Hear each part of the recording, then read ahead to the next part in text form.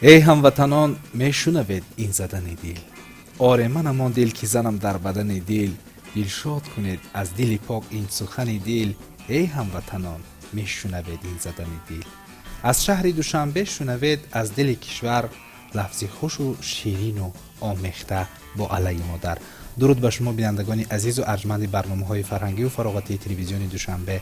اینک برنامه با اشتیاق مهمانی کاشانه‌های شما. ما به استودیو دعوت ساخته هنرمندی شناخته و محبوب، هنرمندی مردمی تاجیکستان، راهبری فیلارمونی دولتی تاجیکستان افضلشاه شادیف. خوش آمدید به برنامه اشتیاق.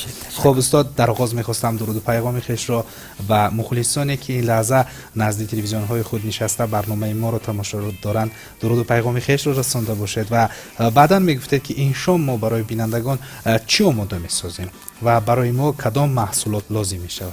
سلام و درود به همه تماشابینان عزیز تلویزیون دوشنبه که امروزها تلویزیون خیلی دوست داشتنی ما هست که ما در دوشنبه شهر راستی گپ فقط وقتی که من از در خانه میدارم خواننده ما هم فقط همین تلویزیون دوشنبه ماندگی هستند در خانه.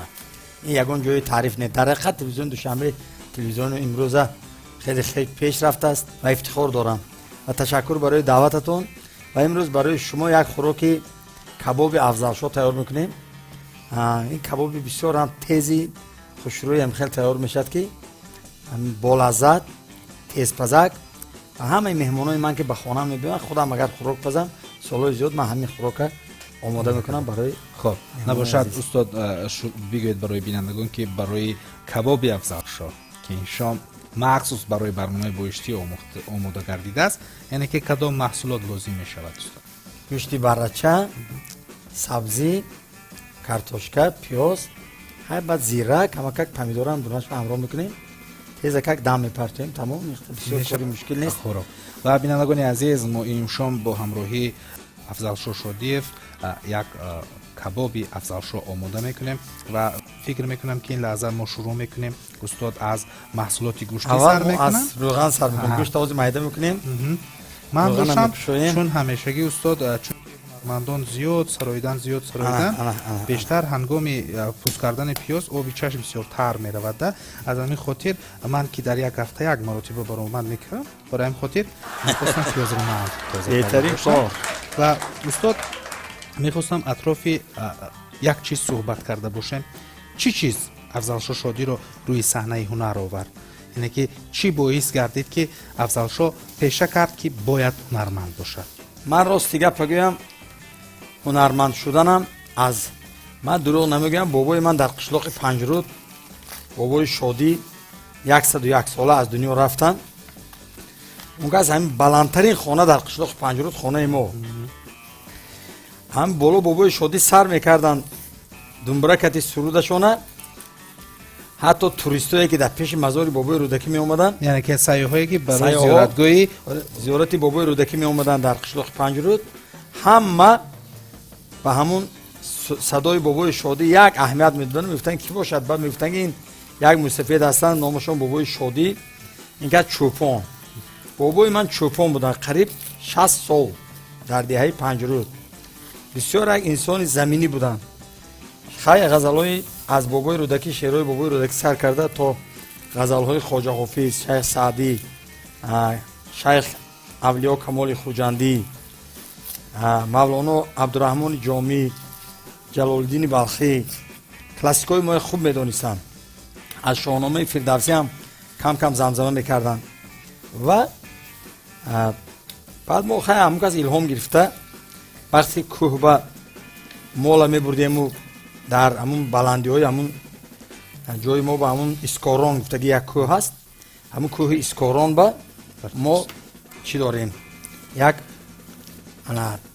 جا داریم که همون کوه اسکاران با بابای من مولا میخوابوندن و من آمده از قشلاق خوراک میبردم برای بابام و با اسب. یعنی که بابا شما را برای خوراک میفرستادن و شما باشد بحری یعنی که بردن خوراک در راه، یعنی که بالای اسبش تا همین حافظی های بابا من دوام داده الهام گرفته از همون کس خونده می رفتیم و خدا نصیب کرد که همین дар соли 1973 дар фестивали аз назаргузаронии ҷавонон дар шаҳри Панҷакент соли 73 ҷои якума гирифтам ва аз он ҷа ба шаҳри бостонии хурҷанд омадем, маркази вилоят, яъне он вақта собиқ вилояти Ленобод, ҳозира вилояти Суғд, ва дар вилоят ҳам ҷои якума гирифтам. аз он ҷо омадем ба пойтахт, ба шаҳри Душанбе, ва дар шаҳри Душанбе низ банда ҷои якума гирифтам. Майсара Носирова ном як зани хеле зебо буданд. он кас котиби якуми комсомоли ҷумҳурӣ буданд. ҳамин зани нозанин ба ман супоридан дипломи ҷои аввали ҳамун аз назаргузарония. баъд ҳамин фаъолияти дигар сурудхони мо эҷод шуд, сар шуд, ба эҷодкорӣ сар шуду, сурудҳои худамро дигар барнагаштед ба Панҷакент? Не, баъд Панҷакентам бор рафтам, чанд вақт истодам бо омадам, не ки аку Душанбегӣ шудем мондем. Барои ҳамин хайр ҳаминҷа хонаю дару зиндагию баъд Душанбегӣ шудем. мана худоро шукр 45 сол зиёд шуд ки мо Душанбегӣ. яъне ки шаҳрванди ифтихорӣ пойтахти азиз ҳастед. хуб устод, вақте ки аз айёми кӯдакӣ гап задем, яъне ки дунёи кӯдакӣ рафтем, яъне ки дунёи рангин аст, дунёи беғаш аст. хуб, чӣ хотирот аз айёми кӯдакӣ доред устод? кӯдакиёба як ҳамсинф доштам. пеши он вақтҳо ин хел дар қишлоқҳо як вадаправод буд дар кӯча, як ҳамун як шараи об, шараи об буд. ҳамун шараи обба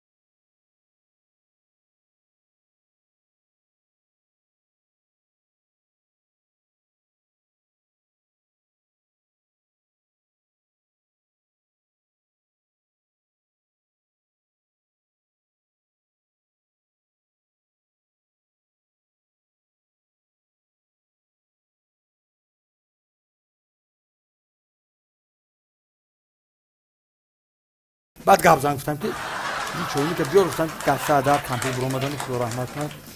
хай гӯё ки хулоси гап падаратон ин воқеаро нашунида, нафаҳмидам ва ҳамин гузашта рафт. ва мактаби мо бисёр мактаби хубе буд, муаллимҳои нағз дошт. мо шаб рӯз мехондем, ростша гӯям. ҳамин хондан барои мо як гӯё ки як кайф буд, як лаззат буд. ва як китоб мисол дар қишлоқ меовардан, ҳамун китоба дасти ба даст мехондем. як нафар мехонд, як нафар мехонд, нафари дигар ба медод, баъд нафари дигари ба дигар кас медод. ин хӯрока бо як кайфаш ҳамин ки ина вақте ки заҳри ҳамин рӯғана мегиред, якта пиёзака ҳамиха гирифта дурини ҳамин рӯғана мепартоед. яъне ки барои ин рӯғана ҳамаша кашида мегирад, ҳамун чияша ғубороша.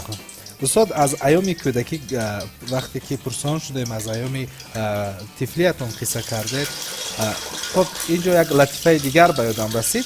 یک پسر بچه به نزد مادرش آمده میپرسد مادر جان برای چی بعضی مردم کال میشوند، یعنی که مویشون میریزد و اون زن در جواب میگوید که پسرم تو اگر در پدرت رو در نظر داشته باشی و بسیار یک شخص دانا است، همیشه کتاب میخواند، کار میکند، به تمام سوالهای تو پاسخ میگوید. میگوید مادر جان برای چی فهمیدم که موی سر شما دراز بوده است. و بینندگان عزیز، ما این شام با همراهی افضلشور شادیف یک کبابی افضلشور آماده می‌سازیم. شاید بعد از این تمامی طرفخانه هایی که امروز از دیگر دولت ها در شهر دوشنبه آمدن مسکن گرفتن کار و فعالیت دارن، شاید در جستجوی رسپتی آن همین خوراک از پی افضلشور روند. خب استاد یک سوال دیگر داشتم، یعنی که شما وقتی که باری اول در فستیوال اومدید و در جمهوری جای اول گرفتید، اون وقت چند سال داشته؟ صنفی سیوم بودم، یعنی که 10 ساله. 10 ساله بودید به دوشنبه اومدید و از همونجا مهری هنر، مهری صنعت در دل شما شعله‌ور شد. خب گروه خود را کی تاسیس دادید و پس آن کدام سرودها ایجاد شدن و پیشکش مخلصان گردانیدید این سرودها را؟ همون سالها با راستی گپ بگویم، یک سرودی که من میخوندم در اون فستیوال، اونجا یک سرود است: نگار ترکی تاجی کم کند صد خانه ویرانه، بدان میشگانی تاجیکا نیو چشمانی ترکانه. کفکیرم کجا شد؟ همین نگاری ترکی تاجیکم کند صد خانه ویرانه، بدان میشگانی تاجیکانه و چشمانی ترکانه من گرفته. همون سالها که جوانی بود و بچه بودیم. تو را ای کوچه لنین همیشه دوست میدارم، تو را ای کوچه لنین با جان و دل وفادارم. همین خونده همین آهنگ با، یعنی اون وقت دوری لنین و دوری شوروی و اساسی رو هم خیلی بود. همین سرود یعنی که هم وقت جای اولا گرفت و خودم میگم که بعضی وقتا که من دنبه وقتی که پرت افتیم، دنبه رکه با روغنی که ما انداخته بودیم، این روغن دنبه آب شده، یعنی یک لذتش تماما دیگر میکنه. اینا جزا کرده میگیریم، چون مهمون تا اوقات پختنه باید که مهمون محتل نشود. یک چیز خورده استاد که یک سمرقندی جوره دارم، شوکت جان نامشون، کس دایره چی؟ دایره دست. اون کس میگن که افضلشور جان حسنی آدم دهنش به دهن جومیده استاد، آدم افتش شروع میشه. اگر نیست بریم دهن جومیده استاد گفتن نه جزاچه کرده میتیم مهمان همین خورده. یعنی که شما میخواهید که با این جزاچه‌تون دهان من رو بندید که من دیگه به شما سوال جزا خودش یک لذت دارد، خودش عجایبه. این دنبچی برچی شیرباز، این بسیار عجایب یک چیزی نیست. آدما میگن که گوسفند خوری اگر فشارت بلند میشه دولینی میشه، این گپا افسانه، این گپا نیست. همین معذرت، همین بسیار هم گوسفند ما باید که حتما چی کنیم؟ گوسفند یا شکش خوردن برای آدم چی دارد؟ یک لذت دارد. با سلامتی هم فایده دارد. سلامتی به البته پیش از همه فایده کلان دارد در سلامتی آدم. خب استاد و پس اون کدام سرودها ایجاد شد، یعنی که ما در اطراف آن همون پس از در سرود لیل مونده بودیم، کوچه های لیل. بله، ما همون سرودی که بعد این خوندم، سرودی که مردم به پسند بود. ملای یاری منی ای خوشه گندم، سری پرباری منی ای خوشه گندم، گندم لاله میانی گندم لاله، عاشق شده‌ام به دختری قینقاله، این دختری قینقاله به من دل داده، چشمانی سیاه زبانی بلبل دارد ای، ملای یاری منی ای خوشه گندم، سری پرباری منی ای خوشه گندم.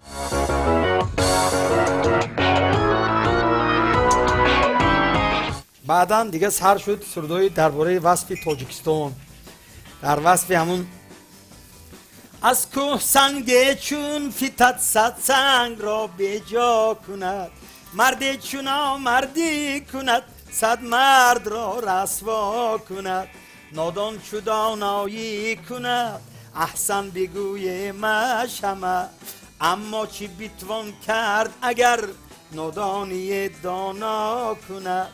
و همین سرودکا یک تا یک تا پیدا شدن گرفتن، یعنی که ما چی میگن ایجاد پی هم اومدن گرفت. یعنی که و این سرودها توانست که افضل شو را محبوبیت تشکیل بله بله زیاد با گرداند. من استوستا مردم به سمرقند میبردن، از اونجا به دوشنبه، از دوشنبه به پنجکه میرفتم اونجا به سمرقند، به خوجند، به استرافشان، اسفرکونی بودم، کولاب. بچگی من در کولاب گذشتگی است.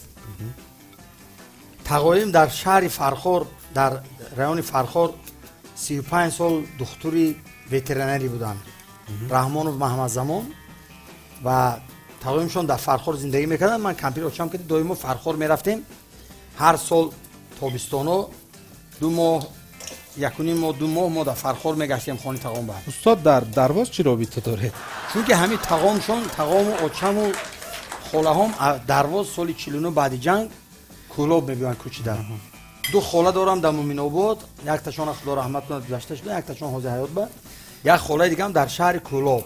قریب 30 سال در معارف کولاب راهبر بودن، دیرکتوری مکتب بودن. یعنی که شما در اویله زیایی به وی رسیده. بله بله. استاد بعدتر این پهلو برمیگردم. من این لحظه یک چیز دیگر میخواستم پرسیده باشم استاد، یعنی که شما مکتب میانه رو در پنجکند ختم کردید یا که شما به دوشنبه اومده در یگان مکتب موسیقی تحصیل کردید؟ من در پنجکند ختم کردم مکتب میانه، در همین بینش سمرقند من رفته خوندم، چون که در درخان در خود شهر سمرقند بابام زندگی میکردم، بگیم که اونجا هم کمتر تحصیل کردم. اومدم در دوشنبه هم تحصیل کردم، یک وقت مکتب 53 بعد. بعداً باز در خیلی پنجرود بیام خود قشلاق با من پنجرود میرفتم خونه بابام، بگیم که میستادم با پدر یکون جو میرفتم، می اومدم در خونه غوسر از جمعیتی به نام لایق شیرالی شدگی خودشون میگن، مکتب 6 به نام استاد عبدالسلام دیهاتی. اونجا با خیر راستی اینجا میخوندیم، هر جای خوندیم یک لذت خودش دارد. من این نامش جزا شد، دیده چه سرخک جانان شد. اینا سوزوندن شرط نه، یک خیلی آدم اینا میسوزوند، سیب سیور میکند، اینا لذتش ده همین. نه همین من همین حالت با وقتی که جزا نان کتی میخورید، کمترک نمک زده اول، آدم به یک قوت میتید، بعد قوت میتید طبی آدم چاق میکند. این نامش جزای جان شیرین. یعنی که این رو ما داخل خوراک نمیکنیم و بینندگان عزیز رو منتظر نمیکنیم. استاد این لحظه شاید پاره از قلب این همون سرودهایی که در سالهایی که نو روی صحنه هنر می اومدید سراییده بودید و سرودهایی که محبوب مخلصان بود، شاید پاره از اون می سراییم بهرش. یک سرودی پدر خوندگی بودم برای پدرای عزیز. پدرم ای پدری دهقانم، تو همه خواستی دهقان باشم، نروم یک قدم از ده بیرون، بنده مذهب و ایمان باشم. تو همه خواستی قرآن خوانم، که از او معرفت بالا نیست، تو همه خواستی ملا باشم، بس که در دهه ما ملا نیست. پدرم باز ببخشا بر من، گر نمانندی تو من دهقانم، نسخه پاکی تویم در دنیا، من سراپای تو را میمانم. یعنی همه فرزندان با پدر بیشتر مانند میشن، البته من با مادرم مانند هستم، لیکن همین سرودی پدر یک بارگی بسیار هم معتبر شد برای مردم. همین پیاز کتی دنبچه، نان کتی جانان کده میخوری و همین وقت به گوشت اگر ما دیگ به پرتویم ملایم کرده آیسته دیده چه آوازش فورم. шумо бисёр як ҳунарманди дар асл чӣ хел гӯям ошпази моҳир будед, чунки аксарияти ҳунармандон аз равғани доғ карда метарсанд, баъзеашон месӯзанд, баъзеи дигаршон баъд аз барнома занг зада мегӯянд ки аз барои барномаи ту шуда ман ба духтури пӯст меравам ҳар рӯз. Ва бовар кунед бинандагони азиз, ман агар бовар кунед ҳофиз намебудам ку ҳамин хел пазанда мешудам ку тарабхона месохтам, ҳар рӯз 200 300 500 ҳазор кас меомад, таъриф не тамоми намуди хӯрока мепазам, хӯрдаги одам лаззат мебарад. ҷӯрои ман хони ман як хел вақто занг мезанам, ҳоҷӣ афзалшоҳ мо мерему, неки агар ба шарти худат хӯрок пазӣ. мехостам усто дар бораи вазъи оилавӣ пурсида бошам ки имрӯз чанд фарзанд доред ва онҳо дар куҷоҳо таҳсил мекунанд? писарон худоро шукр дар амрико зиндагӣ мекунанд, 2 нафаршон, як духтарам кади шавараш домодам кади дар Америка ҳастанд. хавно мана хондану корушон ҳамаш ҷамъбаст қариб миллион ба наздики. ино ҳама оила ҷамъ мешанд. як писарам 5 курс университета тамом карда истодан, Султонҷон номи падарам, ва Шаҳромҷон як писарчам дар институт культураи мамлакати Россия, донишгоҳи санъат актёрӣ мехонад, 3 курса тамом кард. ва барноҷони ман рассом, коллеҷи рассомии Душанбе тамом карда, рафта академияи рассомӣ ва дизайни Америка тамом карда омад, дипломаша гирифта омад. ҳозир дар Душанбе худоро шукр. ҳама оила ҷамъ мешанд, як ҳафта ба як бор ман ҳатман хона ба хӯрок мепазам. яъне ки ин шомам хона небу, балки дар ошхонаи телевизиони Душанбе. ҷону дил ман. хоб устод, акнун чӣ кор мекунем? Пиёзҳоро омода месозем? бале, пиёза камтар реза карда накун, чунки пиёз гӯшта пиёз лаззат метиҳад. ҳар касе ки агар пиёза фаҳмад, пиёз ба 100 дард даво. яъне ки ҳамаи давогиҳоро якҷо карда мо як хӯрок омода месозем. вақте ки мактабро хатм кардед, ҳатман ки шумо таҳсилкардаи мактаби мусиқӣ набудед? Не. пас он чӣ гуна ба куҷо раҳсипор шудед то идомаи таҳсил карда бошед? ман рости гап гӯям, аввал омада ба факултети шарқшиносӣ университети давлатии Тоҷикистон ҳуҷҷат супоридам соли 1979.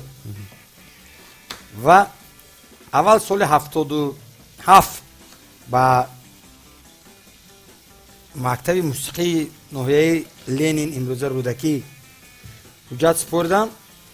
ва амакам Холмурод Шарипов, як одами бисёр донишманд, як олим, як сиёсатмадори машҳури ватани мо буданд. Холмурод Шарипов амакам гуфтанд ки писарам, мактаби миёнаи тамом кунед, ба фурҷа биёед, институти санъат кушодем, институти санъат ба дохил шавед, чӣ дар кор шумо ба техникум хондану ва коллеҷи мусиқӣ хондану хефта.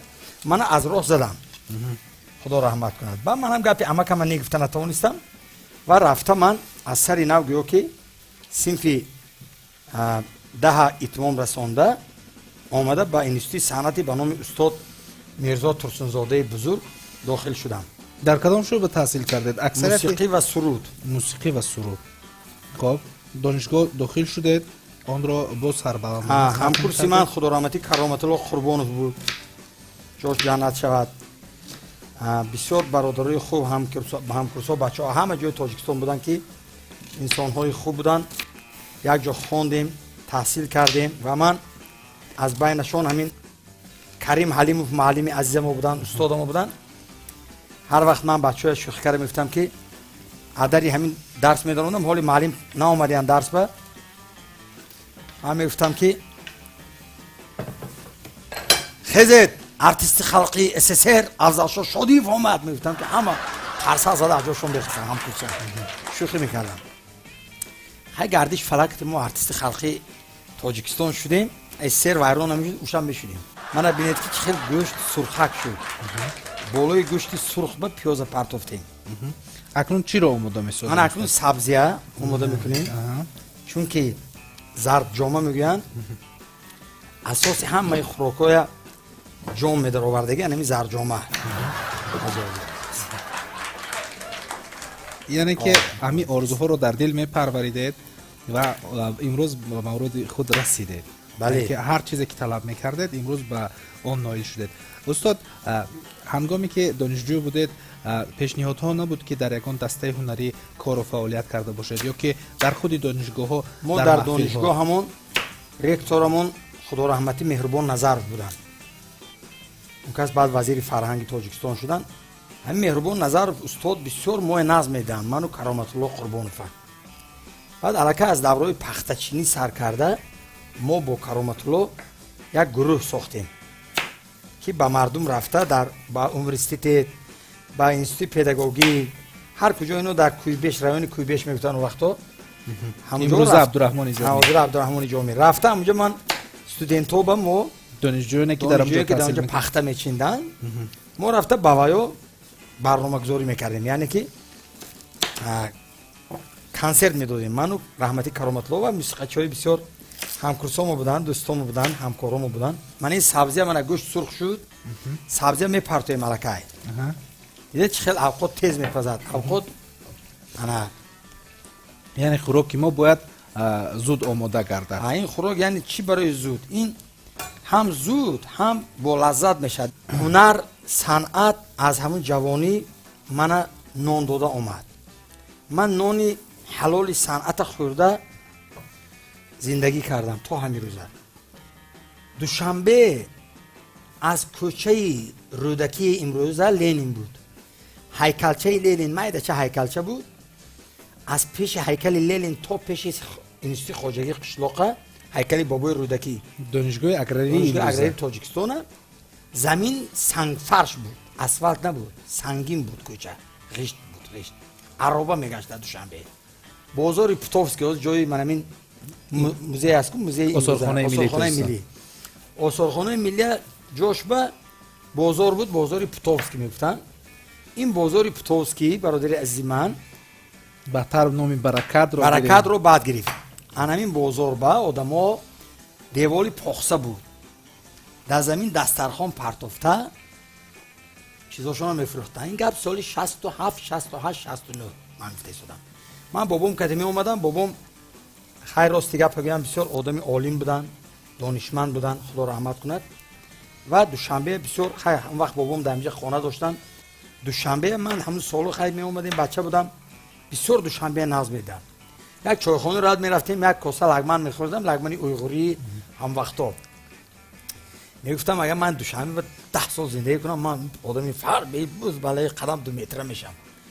یکاز چرا؟ مثلا برای اون که آخه این لگمنو ببین چه با مزه. این خیلی هم بچگی یعنی که همین دوشنبه مهرش در دل ما مسکن گرفت. ما اکو جون یک دیگه نمک با این اوقاتون به میزنیم کمک نه که در خوراکمون نمک اضافه میکنیم که این خوش‌طعم شود و به زبان کوهستانی نمک میزنیم میگویم. و این نمک با زیره اولی کاربه زیره ما کمک در دست سویش داده میپرتویم. این اولش. چون فرصت است من میخواستم برای بینندگان یک لطیفه دیگر قصه کرده باشم. بیشتری همین مخلصان برنامه بوشتو میگن که شما در برنامه‌تون لطیفه میگوین. باور کنید این لطیفه ها از حیات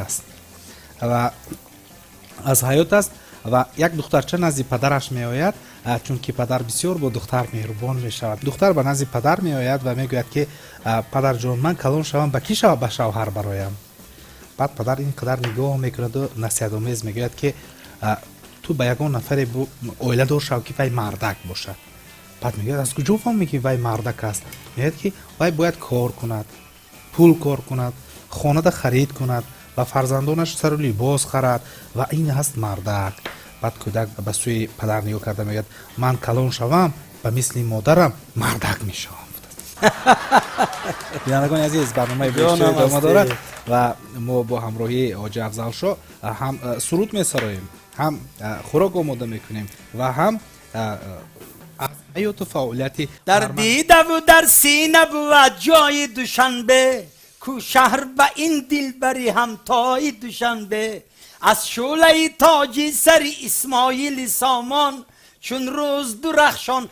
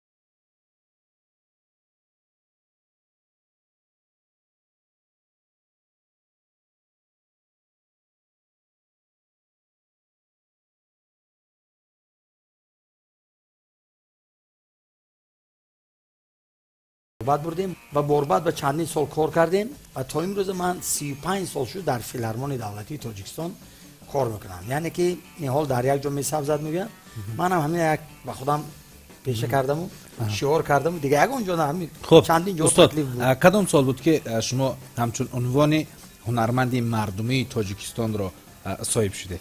من سال 1994 عنوان ارتیستی خدمت نشان داده تاجیکستان گرفتم، هنرمند شایسته جمهوری تاجیکستان.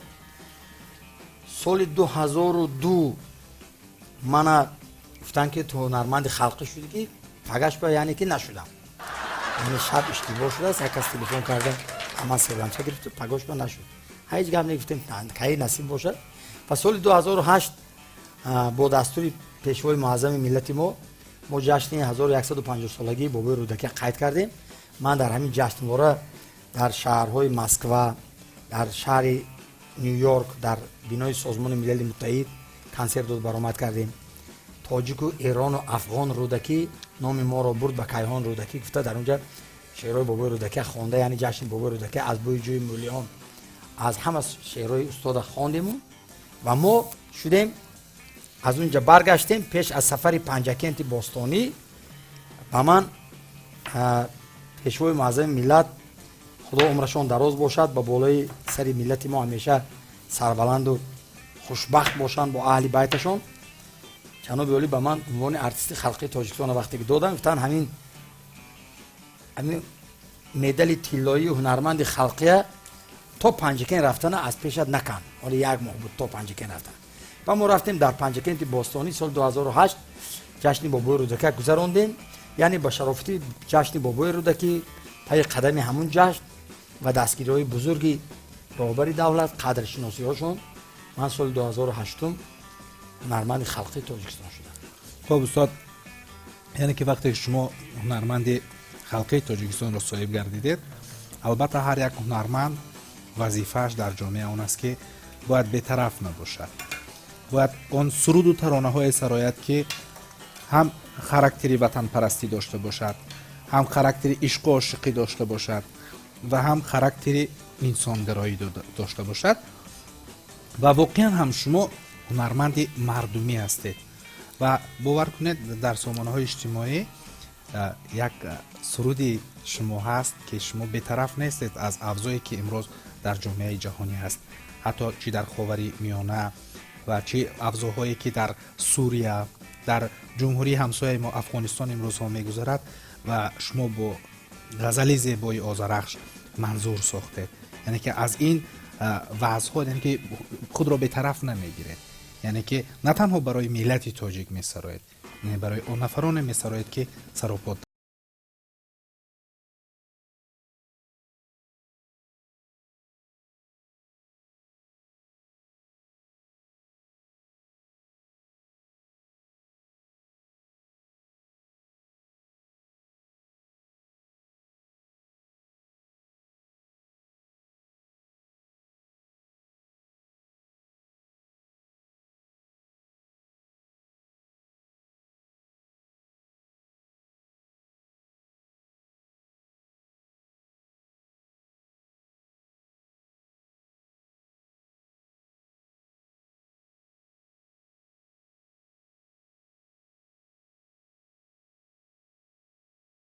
سرود عربی میخوندم. از خون دل نوشتم نزدیک یار نامه، اینی رعیت دهرا من هجرک القیامه، دارم من از فراقش در دیده صد علامت، لیست دموع عینی هذا لنا العلامه.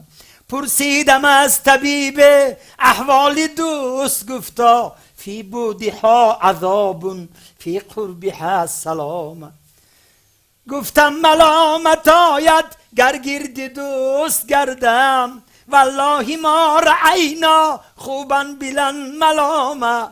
حافظ شو طالب آمد جامه به جان شیرین، حتی یذوق منها کاسا من الکرامه، حتی یذوق منها کاسا من الکرامه.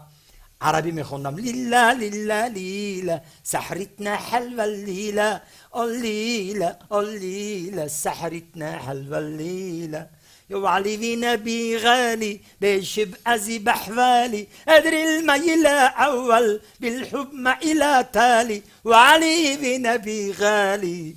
این سرودای از استاد ما یاد گرفتیم و می خوندیم و سرودای همین شعری که از خون دل نوشتم شعر خواجه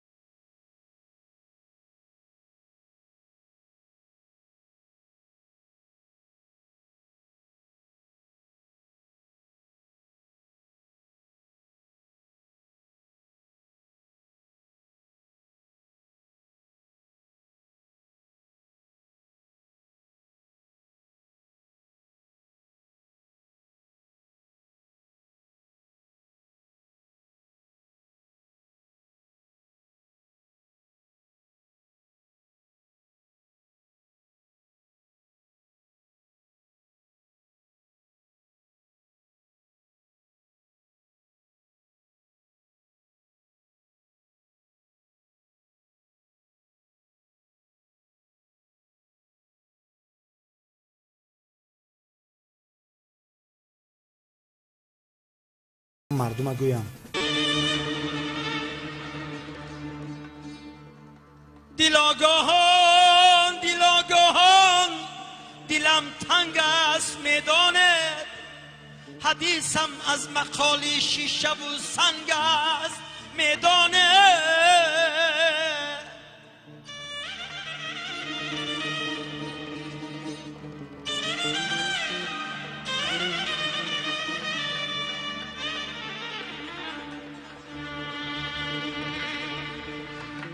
گروه در نیستان زمانه رنگ میریزند نیند در رنگ چون آمیخ نیرنگ است میدان نیرنگ است میدان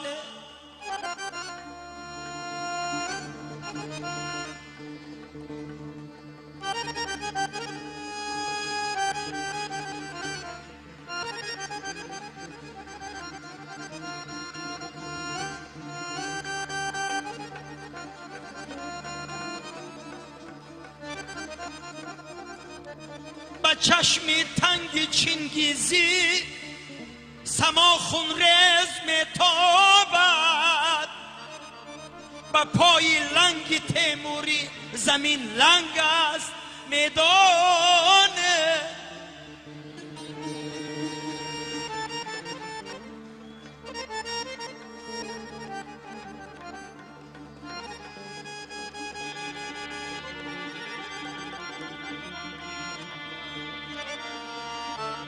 چه جایی آسمانی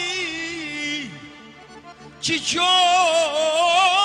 آسمانی تیره تاریخ انسانی زمین یک پاره گورستانی فرهنگ است زمین یک پاره گورستانی فرهنگ است میدانه نمیدانه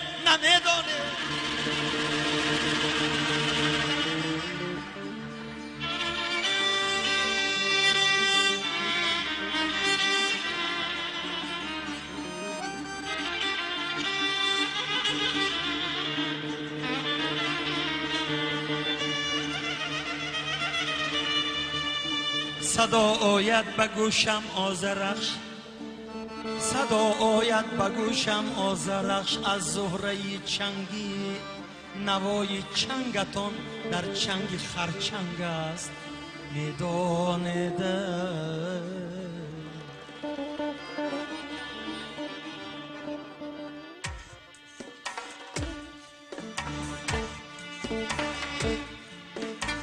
حادثه اشک می شود،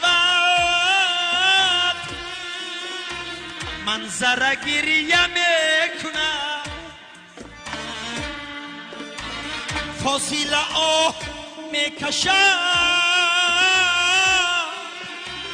حادثه گریه می کند، خاطره گریه می کند. وای به این زمان چی شد، ملک چی شد، مکان چی شد، کهنه جهان به حال خود ای شش دره گریه می کند، کهنه جهان به حال خود ای شش دره گریه می کند.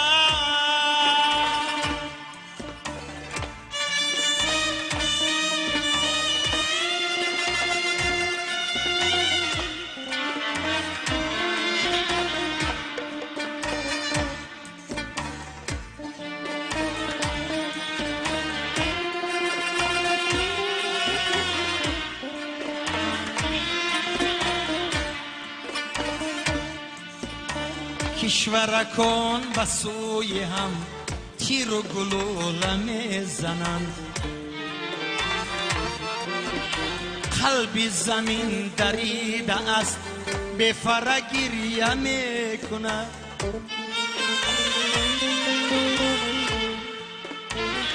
چول عراق خسته جان،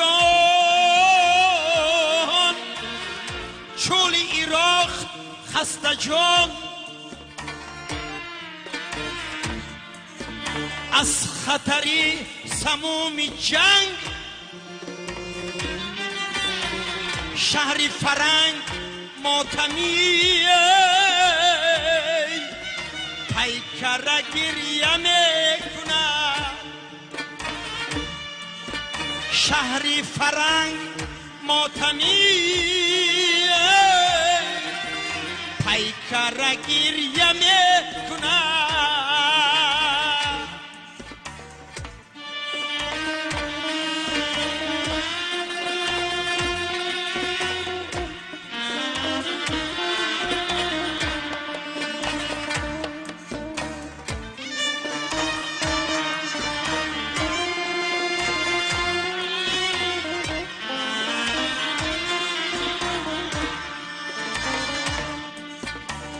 آب و هوای سوریا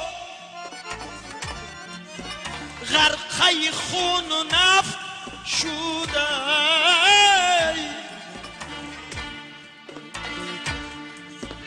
مومن و کافری برک یک سر گریه میکنند.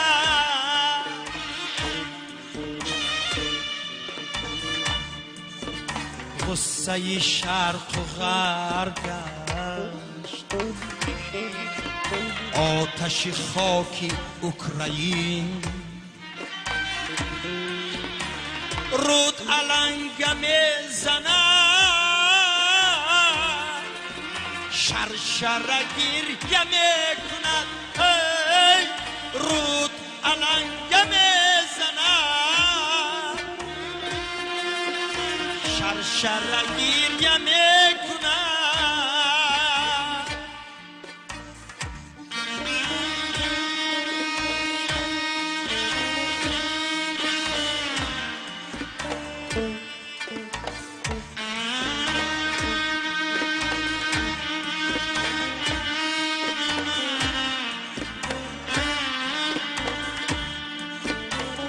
مادری روز را چی غم،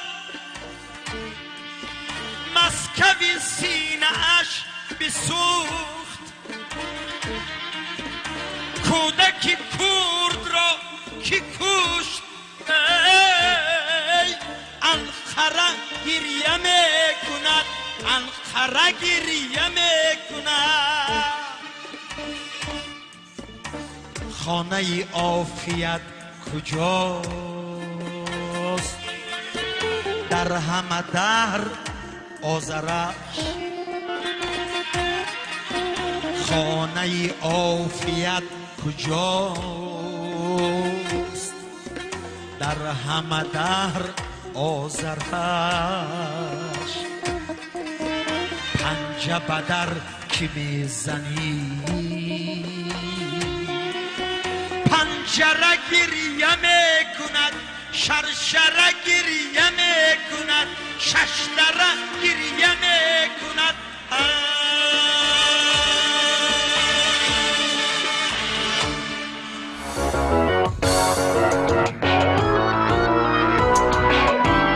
بینندگان عزیز و گرامی، برنامه بایشتی های ادامه دارد و خاطررسان میکنیم که مهمان امشبه برنامه بایشتی ها هنرمند مردمی تاجیکستان افضلشاه شادیف و این لحظه ما برای شما بینندگان عزیز یک کباب افضلشاه رو آماده کردیم.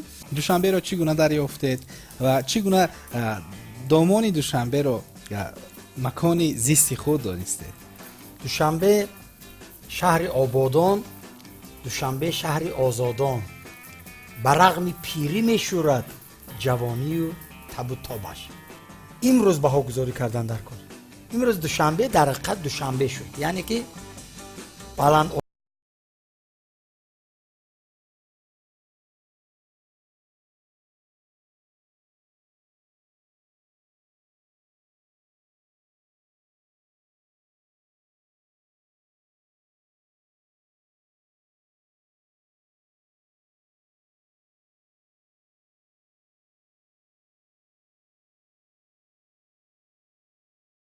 نوروزگاه ساخته باشیم و این هم در دوشنبه جایگیر است.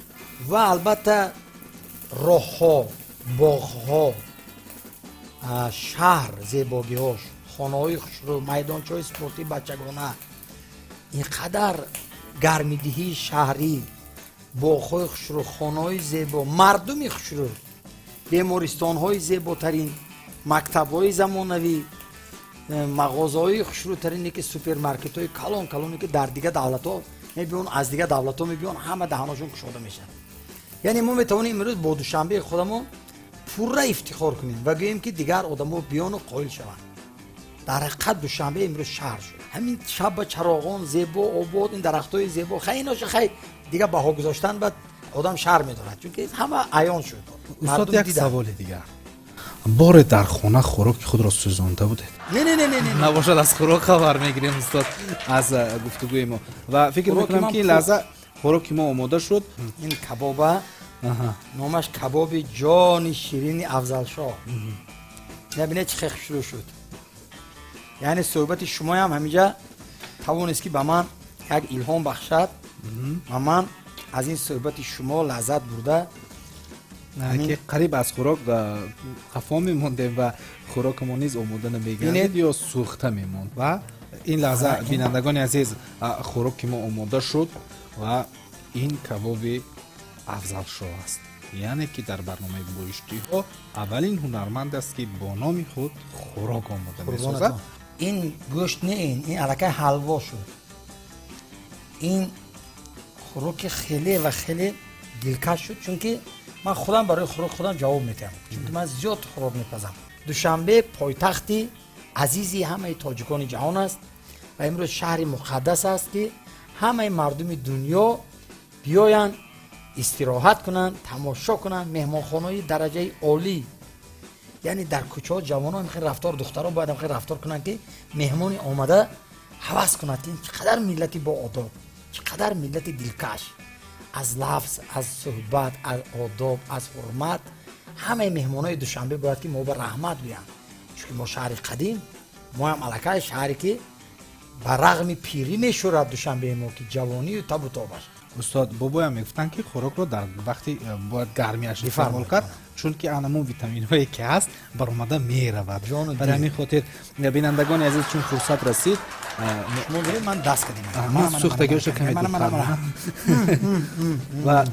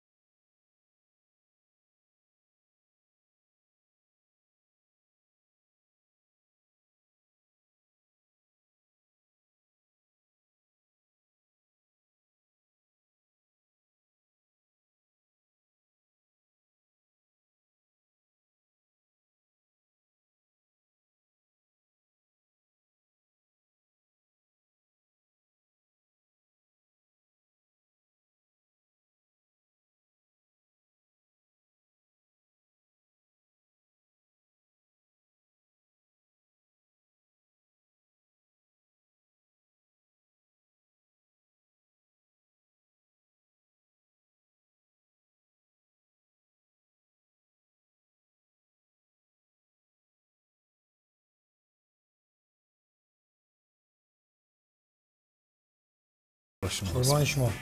جنتی روی زمینی، ای دوشنبه ای دوشنبه، مظهری فرهنگ و دینی، ای دوشنبه ای دوشنبه، لفظی شیرینی دری را، بان زبانی مادری را، ملک شاعر آفرینی، ای دوشنبه ای دوشنبه. دیدیم از فال قرآن بهر نسل آل سامان، اولین و آخرینی، ای دوشنبه ای دوشنبه، ای دوشنبه دوشنبه دوشنبه. بینندگان عزیز و گرامی، گرچند که